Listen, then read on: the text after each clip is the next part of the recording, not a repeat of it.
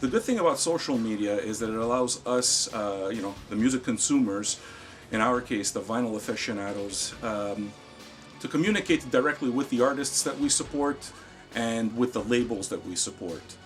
Okay, so that back and forth is there. Unfortunately, though,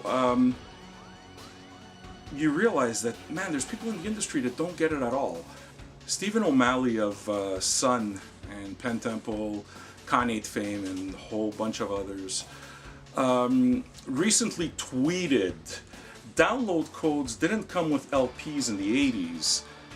So I kind of tried to engage in a discussion, right? So I guess you feel that we should pay for the MP3 even after we bought it on wax. To which Stephen O'Malley responds, do you get a free MP4 of a film for your cryphone after you leave a movie theater? Now there was a bit more back and forth, and I'll post pretty much the entire discussion on our Facebook page so you guys can draw your own conclusion. Unfortunately, a good part of O'Malley's comments were removed by him, and that sucks because it would have been fun to kind of like catch both sides type of thing, but it was a legitimate attempt to open up a discussion that's become a gray zone in the record industry. You know, how do we handle this whole MP3 things? Once upon a time, it nearly destroyed the, the music industry altogether. Now, there's people who buy the product and they want it on MP3 also. Do we treat that as two separate licenses? Do we charge the guy that spent the money on this to have it on MP3 as well?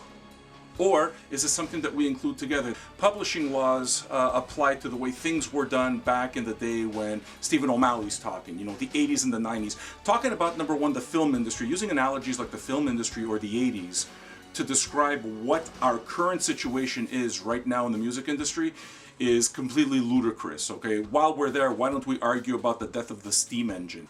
Another example I can point to is this AC/DC record. I mean, I've been listening to this my entire life, okay? I bought it 5 times over the years. Taped, bought it a couple of times on CD, a couple of times on vinyl.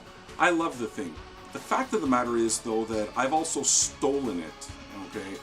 According to what the laws are right now. That's to say that I have downloaded Let There Be Rock on MP3. For me, an MP3 code is a convenience. It tells me, thank you for your patronage.